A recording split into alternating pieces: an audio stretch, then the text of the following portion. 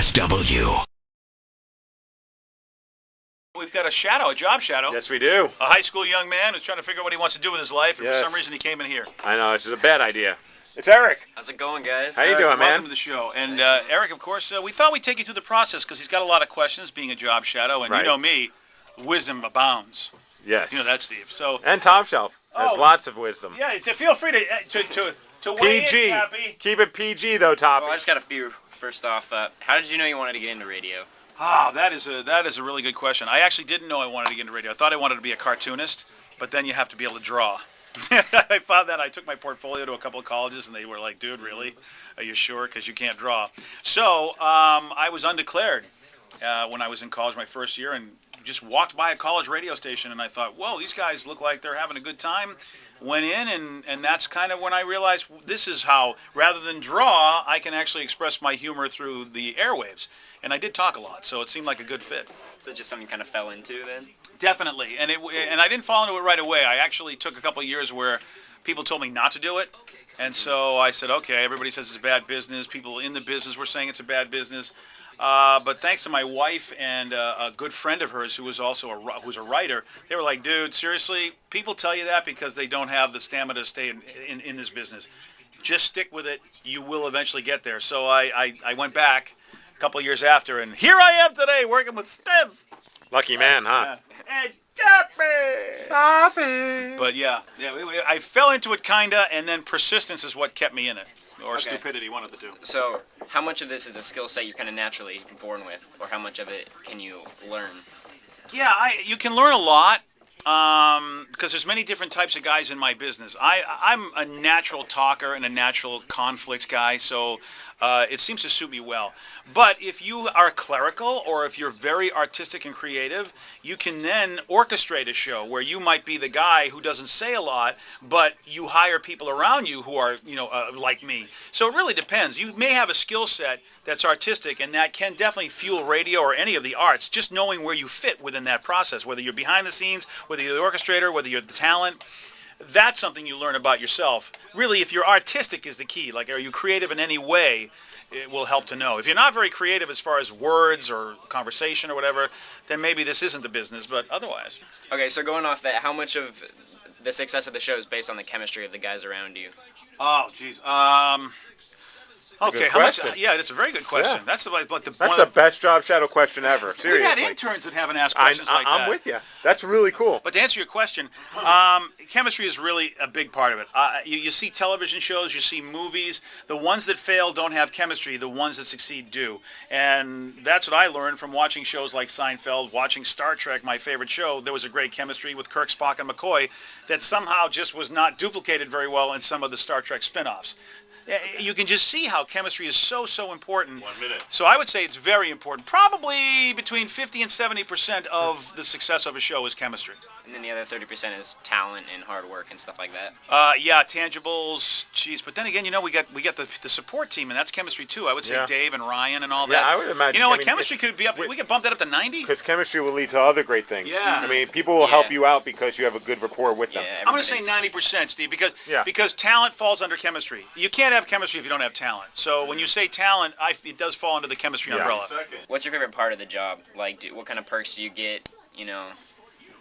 What kind of, Double R would be the guy to ask that one. Yeah, right. He's, Double R is the king of whatever perks you can get. He gets a lot of perks, and he goes out and finds a lot of perks. For me, the perks, if I really want to go to a show or an event, you know what, I can probably, even if it's not free, I still have access to be able to get, like, the best tickets available, even as before they go on sale. So if I want to go to a good show, I don't have to worry about getting in line, going online, buying tickets. That's the one great thing about it. I have a philosophy now. Now, granted, when you're starting out in the business, it's a little bit more difficult. When I started out, heck, I had to trade out my wedding rings. Like free wedding ring instead of getting paid. They always gave you stuff in lieu of payment. But I always wanted to get myself to a point where it's like, you know what, I don't want anything free. Just pay me. If you want me to endorse your product, pay me to endorse your product, and then we'll work out whether or not I want to buy a product from you or not. What are your least favorite parts of being in radio? I know, like, you work weird hours. Steve. Yeah. Steve's the worst. I agree. Then Toppy. And the Reverend, no doubt about it. Numero Trace. But really, he should be number 2, actually. Yeah, he is. Hey, you know what? He's number 2. And you would top your type for 3. You know who number 1 is? Oh. He's not even here. That's right. Intern Bryce. You hit it on the head. Number 1 is having to get up so early. It's and having to go to bed so early, because that's the part of it. The other thing is homework. There actually is a lot of homework in this. Like, we just interviewed Adrian Grenier, and we've got Scott Stapp coming up. And there's homework and prep work and videos and stuff to watch and really be familiar with people. And it is sort of like doing a school project. And I hated homework so bad in school. And I can't believe I have a job where I do homework, but I actually do. And it is the worst part of it, is having to do homework. I wish I could just not have to do it, but then I wouldn't be prepared, and that sucks too if you're not prepared for your job. Yeah. So you say you have to do a lot of homework. Is that all self-motivated, or is your success based on self-motivation, or is it kind of, I don't know really how to ask actually, you know what I know? I think I know what you're getting at, or at least it hit me the right way. There is motivation. Self-motivation is the key to life. Sometimes, though, it's sometimes tough to motivate yourself. Like, if I were just left to my own devices and I didn't have a family and I didn't need any money, I probably would not be as self-motivated. So, as a man, even if you can't motivate yourself, I try to put myself in a situation where I have to. So I have a wife, I have children, I have to still work, and I also have to get great ratings or I'm going to get fired. So those things motivate me almost on a guilt level to go, I can't not do this, I can't not prepare, I might lose my job, then I let down my family. So surrounding myself with things that force me to do the right thing has been very successful. If I wasn't married and I've had a lot of money, I probably would be pretty lazy about it. So that's the key for any guy, is sometimes you got to meet the right woman, and sometimes you got to have the right situation that forces you to do crap that you don't want to do, because self-motivation sometimes is tough. Hey, now we're in the office. Did you give Erik a shout-out, since we didn't get a chance to do a shout-out? No, we haven't done that yet. Erik, ladies and gentlemen, Erik, any shout-outs to the people? Yeah, I want to give a shout to my boy Brett. Brett! Up in Kenmore. How you doing, buddy? Happy birthday. 18. Nice.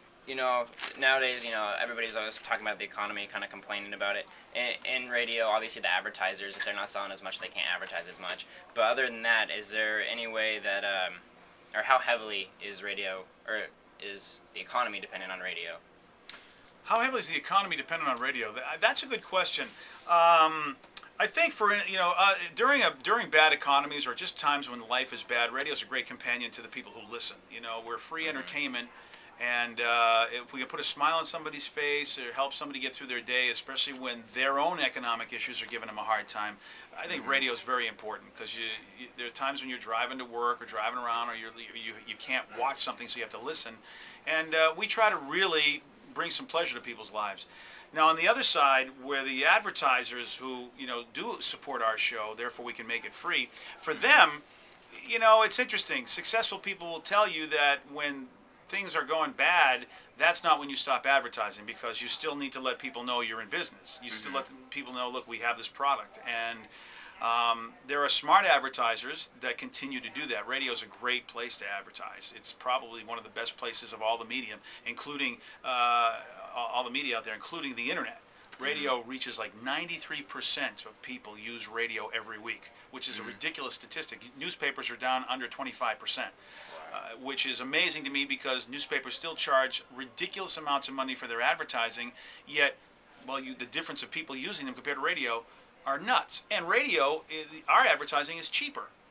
So, it's really a great medium. Some companies like Walmart and Hershey's have used radio in tough times like this, and they've seen some great success. They go, wow, we use radio just because we thought it would be economically better during these tough times, and they've seen not only is it economically better, but we've actually got a better return on our investment. So I'm a big believer in what radio can do for advertisers and businesses, and it also is great for people who listen. So it really is a win-win. That's my belief. All right. Well, thanks, man. Appreciate it. My pleasure. Erik, good to meet you, bro. Yeah, nice to meet you I hope too. we see you again, man. You Yeah, seem definitely. like a guy that's got a good head on your shoulders, man. Be nice to have you intern around here. Yeah, definitely. I'll definitely get on that. Yeah, we're looking for a new producer, as a matter of fact, right now. Yes, so. yes, here. Take over and edit this video. There you go. Perfect. The BJ Shea Morning Experience on 99.9 KISW.